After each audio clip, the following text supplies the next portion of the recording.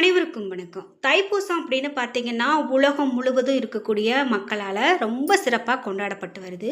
முக்கியமாக இந்த தைப்பூசம் அப்படின்னு பார்த்தீங்கன்னா, முருகப்பெருமானுடைய அருளை பெறுவதற்கு முக்கியமான வழிபாட்டு தினம் அப்படின்னு சொல்லலாம். பிப்ரவரி 1ஆம் தேதியான இந்த நாளில் தைப்பூசம் கொண்டாடப்படுது. இந்த நாளில் அறுபடை கோவில்கள்லேயும் ரொம்ப சிறப்பான வழிபாடுகள் இருக்கும். அப்படி மட்டும் இல்லாமல் குண்டிருக்கும் இடமெல்லாம் குமரன் இருப்பான் அப்படின்னு சொல்லக்கூடிய குமரன் முருகப்பெருமான் குடிக்கொண்டு இருக்கக்கூடிய எல்லா இடங்கள்லையுமே ரொம்ப சிறப்பான வழிபாடுகள் நடக்கிறத பார்க்க முடியும். தமிழ் கடவுளான இந்த முருகப்பெருமானுக்காக மலேசியா, சிங்கப்பூர், இலங்கை அப்படின்னு வெளிநாடுகள்லையும் அதிக அளவில் வணங்கப்படக்கூடிய கடவுள்களில் இவரும் ஒருவர்.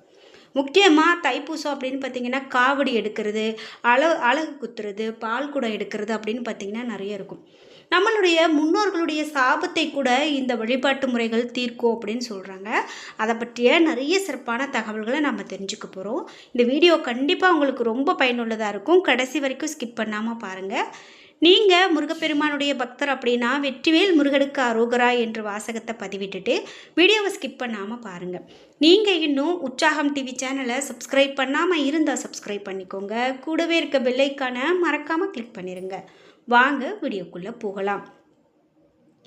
இந்த வீடியோவில் வீடியோ பார்த்துட்டு இருக்கக்கூடிய உங்களுக்கு வாழ்க்கையில் நிறைய பிரச்சனை இருக்குது. முக்கியமாக கணவன் மனைவி பிரச்சனை இருக்குது. எப்போ பாரு அவர்களுக்குள்ளே சண்டை வந்துகிட்டே இருக்குது அப்படின்னு நினைக்கிறீங்களா? ஒரு சின்ன விஷயந்தான், ஆனால் பெரிய அளவில் பிரச்சனை வருது, அதை தீர்க்க முடியல, ஏன் கணவன் மனைவி பிரிந்து இருக்கக்கூடிய நிலை கூட வருது அப்படின்னு சொல்லி வருத்தப்படுறீங்களா? இந்த வீடியோக்கு கீழே டிஸ்கிரிப்ஷனில் வராகி அம்மன் ஜோதிட நிலையத்தின் தொலைபேசி எண் கொடுத்துருக்கேன். அந்த எண்ணுக்கு தொடர்பு கொண்டு பேசி பாருங்கள். கண்டிப்பாக வாழ்க்கையில் இருக்கக்கூடிய எல்லா பிரச்சனைகளுக்கும் சரியான தீர்வு கிடைக்கும். நாம் இப்போது தைப்பூசத்தை பற்றி பார்த்துட்ருக்கோம். இந்த தைப்பூசம் அப்படின்னு பார்த்தீங்கன்னா எப்படியெல்லாம் வழிபாடு செய்யணும் அப்படிங்கிறது பார்க்கும்போது ரொம்ப சிறப்பான விஷயங்கள்லாம் சொல்கிறாங்க. முக்கியமாக தைப்பூசத்தில் ரொம்ப பிரபலமான விழாவாக பார்க்கப்படுது. முருக பக்தர்கள் இந்த தைப்பூசத்தில் 48 நாட்களுக்கு முன்பே வழிபாட்டை தொடங்கிடுவாங்க. அதாவது 48 நாட்களுக்கு முன்பே விரதம் இருந்து சைவ உணவு மட்டும் எடுத்துக்கிட்டு ஒழுங்கான வாழ்க்கை முறையை பின்பற்றுவாங்க. அதே போல் பால் குடம் எடுக்கிறது தைப்பூசத்தில் மற்றும் ஒரு சடங்கு. மஞ்சள் நிற ஆடை அணிந்து ஆண்களும் பெண்களும் தங்கள் வீட்டிலிருந்து பால் குடங்களை சுமந்துட்டு போய் முருகப்பெருமானுக்கு படைக்கிறாங்க. இதெல்லாம் என்ன மாதிரியான பலனை நமக்கு கொடுக்கும் அப்படின்னா, பல ஆண்டுகளாக பல தலைமுறைகளாக இருக்கக்கூடிய இந்த முன்னோரின் சாபத்தை கூட தீர்க்கக்கூடியதாக அமையும் அப்படின்னு சொல்லலாம்.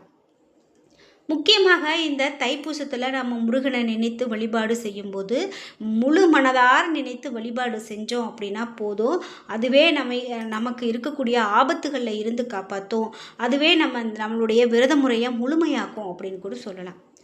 இந்த நாளில் நம்ம ஒருவேளை உணவு மட்டும் எடுத்துகிட்டு வழிபாடு செய்யலாம். அதே போல் அப்படி முடியாது அப்படின்னு சொல்கிறவங்க கூட, பசி தாங்க முடியாதவங்க உப்பு சேர்க்காத எளிமையான உணவு வகைகளை எடுத்துக்கலாம். பால் மற்றும் பழங்களை எடுத்து சாப்பிட்டுக்கலாம். அதாவது சிலர் பால் பழங்களை மட்டும் சாப்பிட்டு முருகனை நினைத்து விரதத்தை மேற்கொள்வாங்க. இதுவும் வழக்கத்தில் இருக்கக்கூடிய ஒன்று தான்.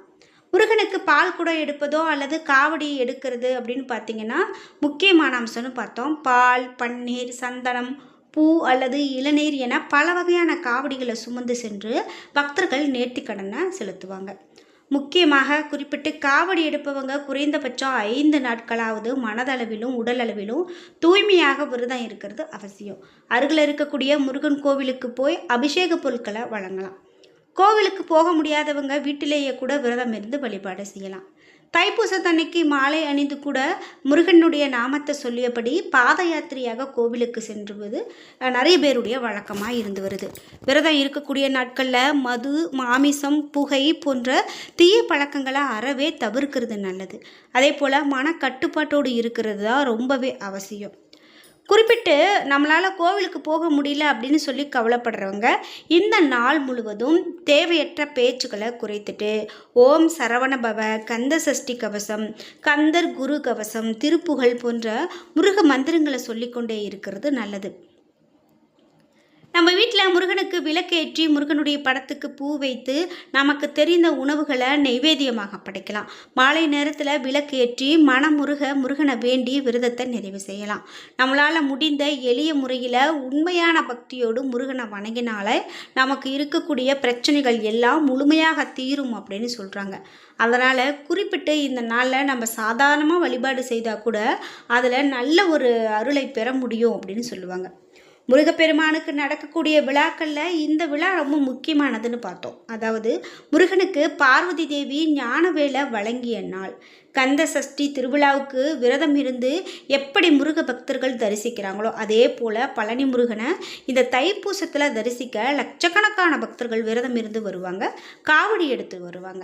பழனிக்கு செல்ல முடியாதவங்க தைப்பூச திருநாளுக்கு முருகனுக்கு நாம் இந்த மாதிரி வீட்டில் இருந்தே கூட வழிபாடு செய்கிறது, அல்லது நம்ம வீட்டு பக்கத்தில் இருக்கக்கூடிய கோவில்களுக்கு போய் கூட வழிபாடு செய்கிறது, இது எல்லாமே நல்லது தான் அப்படின்னு சொல்லலாம். குறிப்பிட்டு இந்த 48 நாட்கள் விரதம் இருக்க முடியல அப்படின்னு சொல்லக்கூடியவங்க நாம் 21 நாட்கள் விரதம் இருக்கலாம். ஒரு சிலர் 7 நாட்கள் கூட விரதம் இருப்பாங்க. ஒரு சிலர் 7 நாள் ஒரு நாள் கூட விரதம் இருக்கலாம்.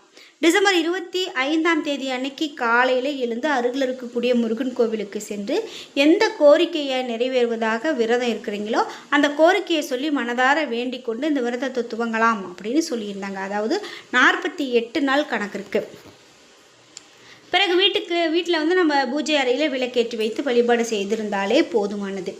நாம் நெய்வேத்தியமாக என்னெல்லாம் படைக்கலாம் அப்படின்னு பார்த்திங்கன்னா, எளிமையான வெற்றிலை, பாக்கு, ஒரு வாழைப்பழம் இவையெல்லாம் வைத்து கூட சிறிது கற்கண்டு வைத்து கூட நம்ம இந்த விரதத்தை செஞ்சுருக்கிறது ரொம்பவே நல்லது. குறிப்பிட்டு விரதம் இருக்கிறவங்க 48 நாட்கள் அசைவம் சாப்பிடாமல் யார்கிட்டையும் கோபம் காட்டாமல் அமைதியாக சாந்த குணத்தோடு இருந்து விரதத்தை கடைபிடிக்கிறது தான் ரொம்பவே நல்லது. வீட்டை எப்போவுமே சுத்தமாக வைத்துக்கொள்வது ரொம்ப சிறப்பு. தினமும் காலையிலேயே எழுந்து குளித்து முடிச்சுட்டு நம்ம வழிபாடுகளை தொடங்குறது நல்லது. பெண்கள் மாதவிடாய் காலத்திலும் விரதத்தை தொடரலாம், பூஜை அறைக்கு செல்லலாம், வெளியில் இருந்தே முருகனை மனதார நினைத்து முருக மந்திரங்களை சொல்லி விரதத்தை தொடரலாம். அதாவது பூஜை அறைக்கு போகாமல். இந்த விரதத்தின் போது தினமும் நம்ம தலைக்கு குளிக்க வேண்டிய அவசியம் இல்லை. செவ்வாய் மற்றும் தலை குளித்து வழிபாடு செய்கிறது ரொம்ப விரதம் இருக்கிறது நல்லது. விரதம் கடைபிடிக்கக்கூடிய நாட்களில் முருகப்பெருமானுக்கு மஞ்சள் அல்லது சிகப்பு நிற மலர்களால் அலங்கரித்து பூஜை செய்கிறது சிறப்பு. அதே போல் சட்கோண தீபம் ஏற்றுவதும் வெற்றிலை தீபம் ஏற்றுவதும் மிக மிக விசேஷமானது அப்படின்னு சொல்லலாம். முடிந்தவங்க முருகப்பெருமான் கோவிலுக்கு சென்று தரிசனம் செய்யலாம். முக்கியமாக பால் வாங்கி கொடுத்து கூட அந்த அபிஷேகத்தை பார்த்து வழிபட்டுட்டு வரலாம். அதுவும் சிறப்பானது தான். நாம் முருகப்பெருமானுக்கு இந்த நாளில் மனதார வேண்டி விரதம் இருந்தால் வாழ்க்கையில் இனி மீதி இருக்கக்கூடிய காலம் முழுவதும் முருகனுக்கு உங்களால் உறுதுணையாக இருக்க முடியும். இதனால் நமக்கு எந்த பிரச்சனைகள் வந்தாலும் நம்ம முருகன் மேலே பாரத்தை போட்டு இருக்கும்போது அந்த பிரச்சனைகள் வந்த வழியை ஓடிவிடும் அப்படின்னு சொல்லுவாங்க. நம்ம வாழ்க்கையில் நாம் பார்த்து வழிபாடு செய்வதற்கு முக்கியமான ஒரு நாளாக இந்த நாள் இருக்கிறது அப்படின்னு சொல்லலாம். குருவாக இருந்து உங்களை வழிநடத்தி சென்று உங்களுடைய வாழ்க்கையை படிப்படியாக உயர்ந்த நிலைக்கு கொண்டு செல்வார் முருகப்பெருமான். இந்த விரதத்தை ஒவ்வொரு வருடம் இருப்பது மிக மிக சிறப்பு. அப்படி முடியாதவங்க வாழ்க்கையில் ஒரு முறையாவது நல்ல ஒருபடியாக இந்த விரதத்தை மேற்கொண்டாங்க அப்படின்னா சிறப்பான பலனை பெறலாம் அப்படிங்கிறது சொல்லப்படுது. குறிப்பிட்டு முருகனுடைய கோவிலுக்கு நம்ம போய் வழிபாடு செய்யலாம். அப்படி என்னால் கோவிலுக்கு போக முடியல அப்படின்னு சொன்னால் கூட அதனால் ஒன்றும் பெரிதாக தவறு கிடையாது. முக்கியமாக நிறைய பேர் அறுபடை வீடுகளுக்கு இந்த நாளில் போய் வழிபாடு செய்யறதை பார்க்க முடியும். அப்படி அறுபடை வீடுகளுக்கு தான் போகணும்னு இல்லை, நம்ம வீட்டு பக்கத்தில் இருக்கக்கூடிய கோவிலுக்கே கூட நாம் சென்று வழிபட்டுட்டு வர்றது இன்னமும் சிறப்பான பலனை பெற்று கொடுக்கும் அப்படின்னு சொல்லலாம். இந்த மாதிரியாக நீங்களும் இப்படி முருகனுடைய கோவிலுக்கு சென்று இந்த தைப்பூச திருநாளில் வழிபாடு செய்யக்கூடிய வழக்கம் இருக்குது அப்படின்னா மறக்காமல் உங்களுடைய கருத்துக்களை கமெண்ட் பாக்ஸில் பதிவிடுங்க. இதே போல் வடலூர் வள்ளலார் கோவிலில் இந்த தைப்பூசம், அதாவது அவர் ஜோதியாக ஆன தினமே இந்த நாள் தான் அப்படின்னு சொல்லுவாங்க. அதனால் இந்த நாளில் அங்கே கூட போய் வழிபாடு செய்கிறது நல்லாயிருக்கும். அது பேர் நிறைய பக்தர்கள் அந்த கோவிலுக்கு வழிபாடு செய்கிறதையும் நம்மளால் பார்க்க முடியும். அங்கு எந்த நேரமும் உணவு வழங்கக்கூடியதை நம்ம ஒரு சிறப்பான நிகழ்வாகவே சொல்லுவாங்க. இப்படி முருக பக்தராக இருக்கீங்க அப்படின்னா மறக்காமல் உங்களுடைய கருத்துக்களை கமெண்ட் பாக்ஸில் பதிவிடுங்க. என்ன நண்பர்களே, நாம் இன்றைக்கி தைப்பூச திருவிழாவை பற்றிய நிறைய தகவல்களை தெரிஞ்சுக்கிட்டோம்.